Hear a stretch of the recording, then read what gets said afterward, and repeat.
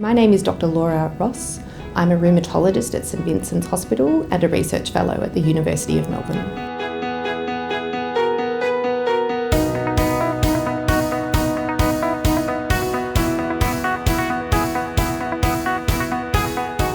I completed part of my rheumatology specialty training at St Vincent's Hospital, which manages the largest cohort of scleroderma patients in Australia and is also one of the major sites for the Australian scleroderma cohort study, which is one of the largest and most comprehensive longitudinal studies of scleroderma anywhere in the world. Scleroderma is a complex multi-system autoimmune disease that has no cure and very few effective treatments.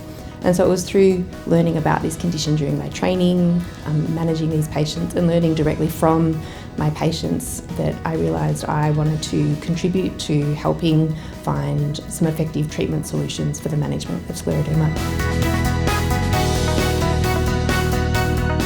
I spend a lot of my research time thinking about outcome measures.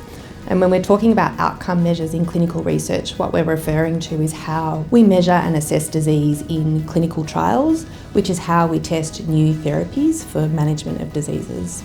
And so what I have done is develop what's called an activity index, which is a method of assessing scleroderma in a clinical trial context to be able to test the efficacy of new treatments that will potentially become available for patients with scleroderma.